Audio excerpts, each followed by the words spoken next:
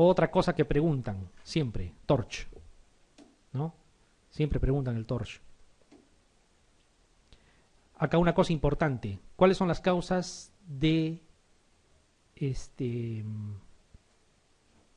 ictericia patológica que se inicie en el recién nacido en las primeras 24 horas? No hay muchas causas, ¿ah? Son 3 prácticamente. Ya, la incompatibilidad de grupo sanguíneo factor H es 1. Otro. Sepsis y el otro es TORCH. No hay más. Son las 3 únicas causas así que hay que pensar en una de esas 3. ¿Ya? ¿Qué más? Últimamente, estas abreviaciones que hacían referencia a toxoplasma, rubiola, citomegalovirus, etcétera, como que está aumentando. ¿Ya? Está aumentando, o sea, se incluyen más cosas cada vez. Pero lo clásico sigue siendo lo clásico y eso es lo que probablemente se sigue teniendo en cuenta. ¿Ya? Lo que se sigue teniendo en cuenta. ¿Qué más? Justamente les mostraba de la ictericia neonatal de inicio precoz para que identifiquen que cuando hay sepsis y hay TORCH, que es lo que nos interesa desde el punto de vista infeccioso, debe de haber ictericia las primeras 24 horas. ¿Ya? O en todo caso, ictericia en las primeras 24 horas que ustedes sospechen de causa infecciosa, hay que considerar sepsis y TORCH. No es para hablar de todas las que están acá porque eso no nos compete. TORCH también puede seguir causando ictericia después. ¿Ya? Pero cuidado, o sea, cuando sospechen de causa infecciosa, la presencia de ictericia en las primeras 24 horas de vida, hay que darle chance a la sepsis y al TORCH. Son las 2 cosas que pueden producir desde el punto de vista infeccioso ictericia precoz. ¿Ya? Solamente para mostrarles eso. Hablemos del TORCH propiamente. Estas son, digamos, lo que anteriormente se decía TO de toxoplasma, ¿sí? Toxoplasma en general. Bueno, R de rubiola, citomegalovirus y herpes. Pero ahora han preferido esta O llamarle otros, para incluir a todito lo que está ahí. ¿Ya? Bueno, han arreglado para no alterarlo. Otros. Y ahí está sífilis, VIH, o sea, hay una infinidad. ¿Ya? Pero lo tradicional, lo clásico, es que sea toxoplasma, rubiola, citomegalovirus y herpes. ¿Ya? Eso es lo clásico. ¿Ya? Pero hay que tener en cuenta también estas otras posibilidades. Entonces, cuando nosotros hablamos de los principales, hablemos de toxoplasma y citomegalovirus, hay diferencias entre ambos, porque también hay similitudes, pero hay diferencias porque cuando les ponen un enunciado en una pregunta, ustedes tienen que elegir cuál es el agente patógeno probablemente. ¿Ya? Citomegalovirus, toxoplasma, vamos a ver algunas diferencias. Citomegalovirus, para empezar, es la causa más frecuente de infección congénita, como dice aquí. ¿Ya? O sea, citomegalovirus es muy frecuente que infecte a los recién nacidos. No necesariamente va a causar cuadros aparatosos. La gran mayoría de las veces no. Y la seroprevalencia en la edad adulta es muy alta. Si acá nos hacemos estudios de anticuerpos para citomegalovirus, seguro toditos tenemos anticuerpos IgG. O sea, todos estamos infectados con citomegalovirus. Que no es lo mismo a decir que estemos desarrollando enfermedad por citomegalovirus. Es como la TB, todos están infectados con TB, pero no significa que estén hemoftizando ni tengan caverna en el pulmón o sean BK positivo. ¿Ya? Entonces es la causa más frecuente, no una de las causas, sino la más frecuente. ¿Qué más?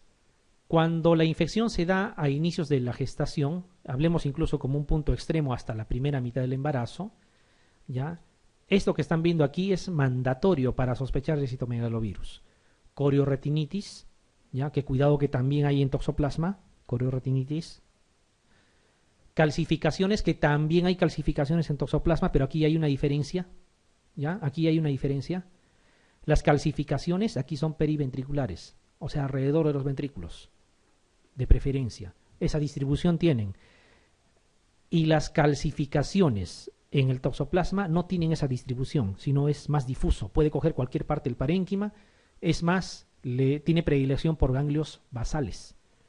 ¿Ya? Cierta predilección por ganglios basales. Acá no, aquí es alrededor de los ventrículos de preferencia.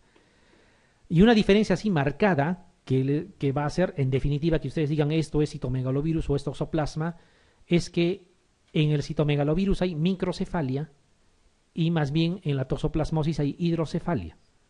¿ya? Eso tiene que notarse para que uno diga es una u otra la causa, ¿ya? Corioretinitis en ambos, calcificaciones también en ambos, ¿ya? Mientras hay microcefalia en citomegalovirus, en el toxoplasma hay hidrocefalia, ¿ya? Y resultado de esa hidrocefalia hay convulsiones. Por eso es que en el caso del toxoplasma, de la toxoplasmosis congénita, nosotros vamos a encontrar esta famosa tetrada de Sabin, ¿no? Que es una acumulación de lo que estamos comentando, corioretinitis, calcificaciones pero difusas, ¿ya? Hidrocefalia y como resultado de eso convulsiones. Aquí también hay corioretinitis, también hay calcificaciones, pero periventriculares, y hay microcefalia. La microcefalia es de citomegalovirus, ¿ya? Para diferenciar ambos. Ahora, cuando se da, digamos, pasada la organogénesis, o sea, cuando la mamá se infecta ya pasada la organogénesis, ahí no hay gran cosa de qué preocuparse, ¿ya? Felizmente es lo más frecuente también. Como dice aquí, puede ser totalmente asintomático, o en algunos casos hay hipoacusia neurosensorial, como una secuela de citomegalovirus. Pero no significa que esa hipoacusia tenga que ser un limitante para la persona. Muchos aquí incluso podrían tener hipoacusia neurosensorial y ni siquiera saberlo, ¿ya? Porque no es que sean sordos, simplemente hay una disminución de la agudeza auditiva que uno obviamente en el transcurso de la vida se ha acostumbrado y vive bien así, ¿ya? En el caso de toxoplasma, hay que acordarse que la corioretinitis es la manifestación más frecuente. O sea, es difícil encontrar todo esto de aquí, o sea, que convulsione, que tenga hidrocefalia y todo lo demás. La corioretinitis es lo más frecuente.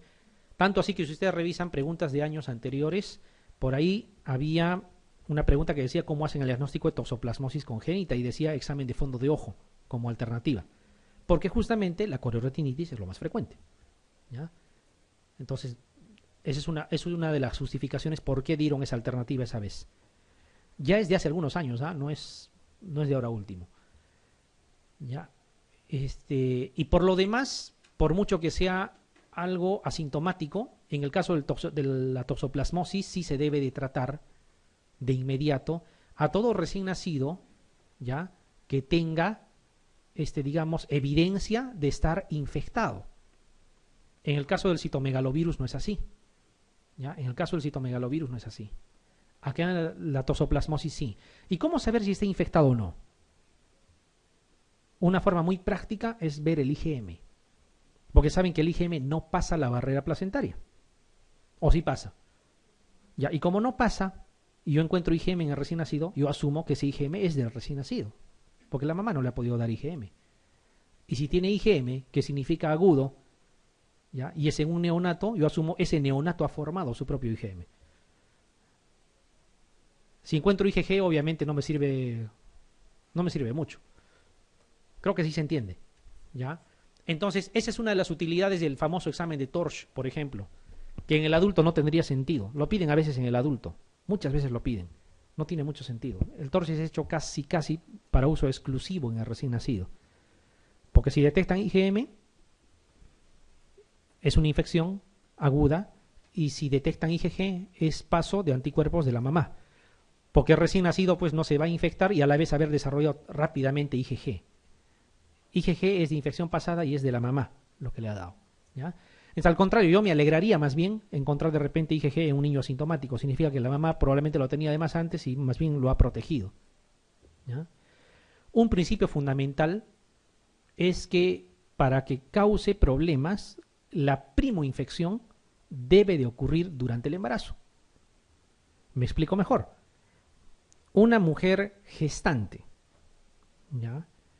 Que no estaba infectada por toxoplasma, digamos, pero que en su embarazo se infecta, esa sí tiene riesgo, porque su primoinfección se está dando durante el embarazo. A lo revés, digamos que sea la misma mujer, ya terminó su embarazo anterior, se infectó durante el embarazo, perfecto, pasaron algunos años, algunos meses, se embarazó de nuevo, ya no tiene ningún tipo de riesgo, porque la infección fue antes, ¿ya? Entonces, aquí un pequeño detalle, no es justificado que, digamos, a una gestante abortadora habitual, digamos que tenga 5 o 6 abortos en su historia, le hagan anticuerpos contra toxoplasma, resulte IgG positivo y le digan, Ese es el meollo del asunto. Por lo tanto, tienes que tomar tratamiento y te solucionas el problema. No es así. De esos 5 o 6 abortos, el toxoplasma puede haber sido responsable, si es que lo fue, de 1. Ya no puede ser de los demás. O sea, el toxoplasma no puede causar abortos habituales.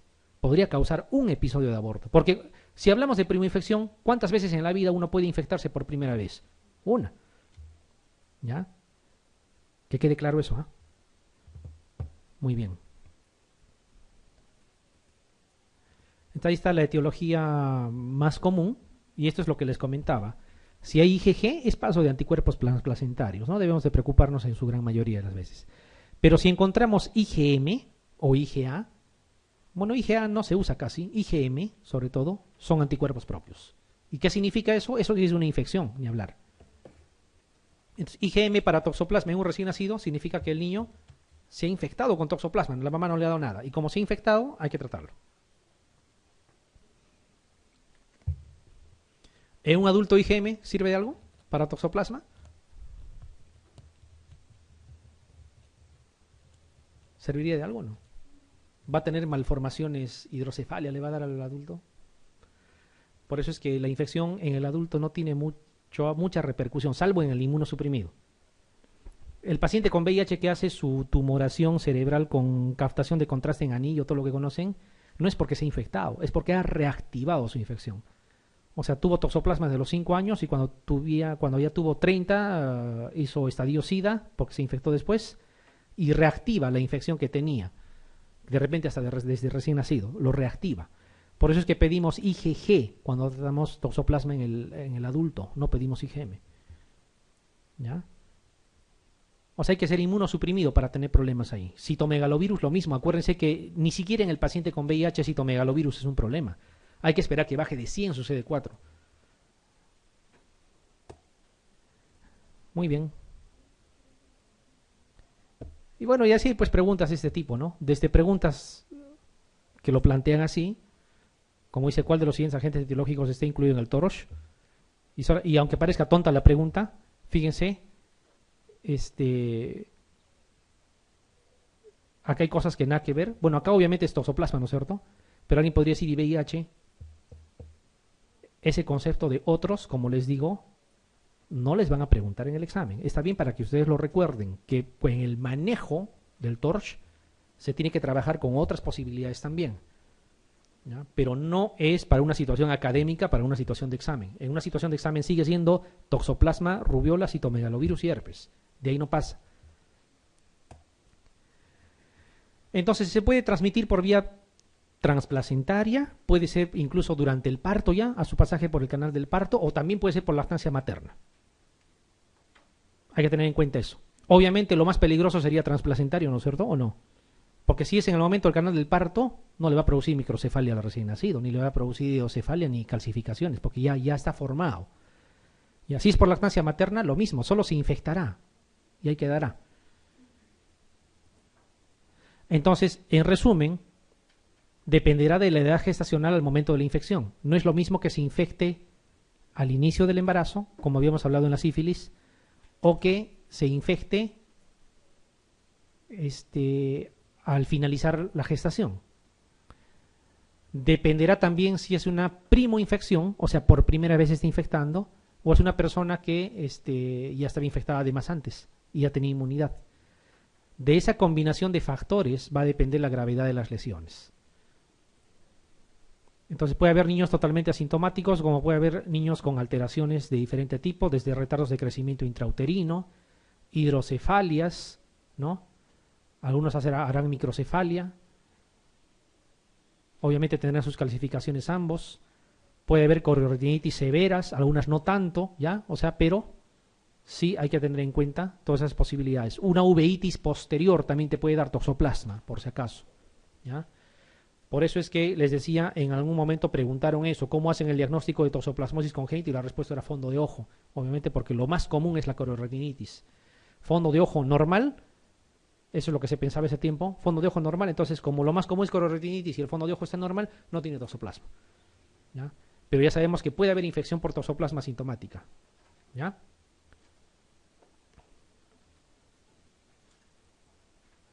calcificaciones periventriculares, bueno, no se distinguen también aquí, ¿ya? O puede haber calcificaciones difusas. Uno será citomegalovirus y otro será toxoplasma, una forma diferencial. Y esas difusas tienen predilección por los ganglios basales, ¿ya? Por los ganglios basales. Es difusa, sí, pero tiene cierta predilección por los ganglios basales. Clásicamente han satanizado al pobre gato, ¿no? El gato tiene la culpa, el gato es el responsable. No, no. O sea, el gato es una de las condiciones. La condición más común para adquirir toxoplasma, para infectarse, ¿cuál es? Ingesta de carne poco cocida. Entonces esas parrilladitas 3/4, término medio, puede ser una de las causas, ¿ya? Nada de que el gato. Y es peor todavía. Los pacientes con VIH que te dicen, lo he matado a mi gato. Y no, no es broma, lo he matado a mi gato, como sé que tengo VIH, me puede causar problemas.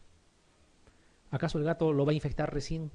Si va a tener problemas con el toxoplasma ese paciente con VIH es porque está reactivando un toxoplasma que si el gato le transmitió será pues el bisabuelo o más todavía del gato actual. No tiene nada que ver con el gato que tiene, pero lo matan o lo botan o se deshacen del animalito. Claro, el gato tiene que ver también, ¿ya? Por una situación que excreta a nivel de su materia fecal. Saben ustedes que el gato normalmente de manera fácil tiene contacto su cavidad claro, su hocico, digamos, con la zona donde excreta sus heces, se pasa por el pelo, ustedes agarran al gato, se contaminan fácilmente y podría siempre por cavidad oral ingresar, ¿ya? Hay otras, hay muy escasas que se habla de heridas, etcétera, pero lo frecuente es cavidad oral, pero es más por la carne poco cocida, ¿ya? Porque esos quistes que también puede tener el gato a nivel del músculo, también pueden tener otros mamíferos, como están viendo, incluso aves. Entonces, las parrillas poco cocidas podría ocasionar, o la carne poco cocida también. Es altamente prevalente el que una persona esté infectada con toxoplasma. Yo les aseguro, todos acá estamos infectados con toxoplasma, ¿ya? Y nadie lo ha adquirido en el momento del parto, lo han adquirido después, ¿ya? Eso no significa que necesiten tratamiento. O sea, ¿cuál es el problema? Que sea la gestante la que se infecte y justo cuando está gestando. Eso es un problema. Y aún así hay que ver en qué momento. Al inicio habría problemas. De repente es cuando está terminando el embarazo. No pasa nada, ¿ya? ¿Puede causar aborto? Sí, un aborto será responsable del toxoplasma. Pero que sea de los abortos recurrentes, tampoco, ¿ya? Tampoco.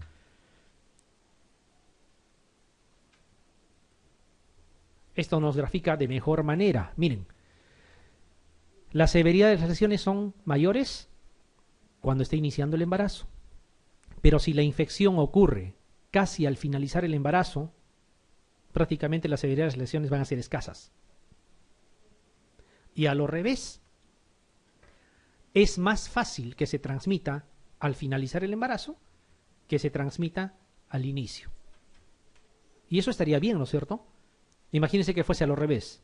Habría más posibilidades de complicaciones. Si bien es cierto, hay más posibilidades de malformaciones, más posibilidades de afectación del feto, pero felizmente la tasa de transmisión no es muy alta.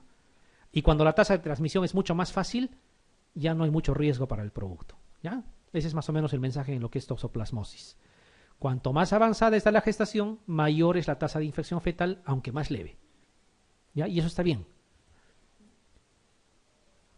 Cifras referenciales, ¿ah? No es que esto sea una verdad absoluta. De tasas bajas de transmisión es mucho más alto al finalizar el embarazo, más fácil de transmitir, ¿ya? Y cuando se da a inicios puede acabar en aborto, como habíamos comentado, y al final, si la infección es casi al finalizar el embarazo, incluso recién nacido es totalmente asintomático, que es la mayoría de los casos, ¿ya? La mayoría de los casos. Y para que produzca aborto, siempre la infección. Antes no tiene mucho sentido. Entonces, fíjense, si bien es cierto, hemos hablado de la tetrada de Sabin, donde la coriorretinitis, la hidrocefalia, las convulsiones y las calcificaciones que son difusas, son los componentes, hay otras causas, hay otras manifestaciones clínicas también. Pero de todo lo que están viendo aquí, que son muchas, ¿ya? En realidad, lo que deben de recordar es esta tetrada de Sabin, que es lo que les van a preguntar. Porque las otras que están acá no son específicas, pueden ser causadas por otras cosas también. Por ejemplo, por apatía no les van a decir y les van a decir que ustedes deban de sospechar que es toxoplasma. ¿no es cierto? O tiene letargo, entonces respuesta a toxoplasma. No, o sea, hay muchas causas que pueden producir esas cosas. Pero la tetrada de Sabin, eso sí es de toxoplasma, ¿ya? Y eso sí hay que relacionarlo. Y aquí está. Preguntas desde las más simples. ¿Cuál de los siguientes hallazgos clínicos no forma parte de la tetrada de Sabin? Hay que ir más o menos en orden. Corioretinitis era lo más común, ¿sí? Habían calcificaciones intracraneales, les han puesto acá, que podría ser difusas, que es lo mismo. Eso podría producir hidrocefalia y como resultado de la hidrocefalia convulsiones. Lo que no está dentro de la tetrada de Sabin es la hepatoesplenomegalia, pero sí la hepatoesplenomegalia puede ser producida por la infección por toxoplasma, pero no es parte de la tetrada de Sabin, ¿ya? Pero sí hay hepatoesplenomegalia. La hepatoesplenomegalia es inespecífica, ¿no? Está en la sífilis, está en infecciones por citomegalovirus, está en herpes, ¿no? En el paciente que nace con VIH también, o sea, es inespecífico. ¿Cuál es la interpretación correcta de la presencia de inmunoglobulina G para toxoplasma en el suero de un recién nacido de madre con antecedente de aborto debido a toxoplasmosis en el embarazo anterior? Pregunta clarísima. ¿Cuál es? Así es paso transplacentario de anticuerpos maternos. Punto. Si este niño no hubiera llegado a término, si hubiera sido aborto también, ¿la causa sería el toxoplasma? Ya no. Porque no puede tener infección por primera vez en su vida 2 veces, ¿no? De la primera probablemente sí. No se considera toxoplasmosis congénita, porque no tiene manifestaciones clínicas de nada, y es más, la mamá al tener el IgG contra el toxoplasma ya no se infecta de nuevo, y por lo tanto ya no le pasa nada al niño tampoco. ¿Cuál es la conducta más correcta de entre las siguientes? O sea, hay que leer, ¿ya?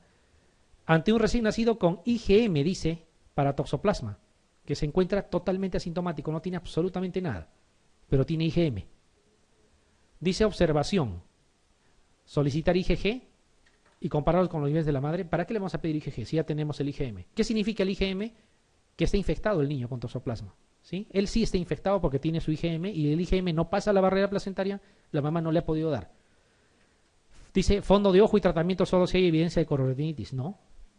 El otro dice seguimiento cada 3 meses y el otro dice iniciar terapia con sulfadiazina pirimetamina, que como saben es lo específico, ¿no? Todo recién nacido infectado con toxoplasma debe de recibir tratamiento, tenga síntomas o no tenga, ¿ya? Pero ya no le va a producir hidrocefalia, no importa, igual tienes que darle. Esa uveitis posterior podría terminar en ceguera o habría otro tipo de problemas también. Tiene que recibir tratamiento. Muy bien. Pero en el adulto no, ¿ya? En el adulto no. ¿Y cuánto tiempo debe recibir el tratamiento? Tiempo prolongado, a veces hasta 1 año, ¿ya? Hasta veces hasta 1 año. En el adulto 6 semanas el tratamiento. Sulfadiazina pirimetamina, sobre todo los 2 primeros meses. Pasado los 2 primeros meses le pueden cambiar a cotrimoxazol, porque cotrimoxazol solo es una buena alternativa. El problema es que la sulfadiazina pirimetamina, las dosis son, o sea, las presentaciones son incompatibles con las dosis, ¿ya? Y hay que dar mucha cantidad de medicamento. Segundo, que produce depresión de ácido folínico y hay que estar reponiendo ácido folínico. En el caso del cotrimoxazol no, ¿ya? Pero los 2 primeros meses no se puede usar. Rubiola. Otra vez, la madre adquiere la infección generalmente durante su infancia. Eso es obvio, ¿no es cierto? ¿O van a decirme que la mayoría de los que han hecho rubiola lo han hecho ya de adultos? No, la mayoría lo hace a la edad pediátrica. Por lo tanto, cuando ya uno se hace adulto, y en el caso de las mujeres son mamás, ya la rubiola es historia pasada, ¿ya? Y miren esto, interesante, la gran mayoría, ya lo están memorizando, si es de 87 a 95, la gran mayoría de mujeres en edad fértil ya son seropositivas. ¿Qué significa seropositivas? Que tienen anticuerpos contra rubiola. ¿Y por qué tienen anticuerpos? Porque seguramente ya tuvieron rubiola, ¿sí? Lo que indica poca susceptibilidad para la primoinfección. Obvio, no te vas a infectar por primera vez si ya tuviste rubiola antes. Y otra vez se resalta lo mismo, para que la rubiola tenga problemas en el recién nacido, debería ser una infección por primera vez en el embarazo. La infección obviamente es por vía transplacentaria, ¿ya? Bueno, y aquí hay un dato importante que más que cifras, vean que no todos hacen el problema. Dice, de cada 1000 mujeres, ¿ya? Hacen la infección durante el embarazo, de cada 1000, 50% de ellas provoca alguna alteración en el feto. O sea, si la mujer se infecta por primera vez con rubiola durante el embarazo, el 50% va a tener afectación, ¿ya? Entonces, por eso, esto sí es importante. ¿Por qué le tienen temor a la vacuna? Eso sí está bien, porque la vacuna es un virus vivo atenuado, ¿ya? Si le colocamos la vacuna a una gestante, es como si estaría haciendo rubiola, porque le estás colocando el virus. Felizmente está atenuado, pero aún así podría causar daño, ¿ya? O sea, estamos simulando una infección. Ustedes saben que el virus vivo atenuado funciona así. Ingresa, se replica incluso, ¿ya? Y por vía hematógena está nadando, puede pasar por placenta. Felizmente es atenuado. No es indicación de aborto, ¿ah? Por si acaso.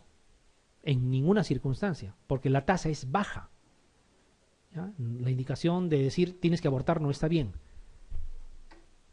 Entonces, antes de vacunar hay que preguntar por lo menos fecha de última menstruación siempre.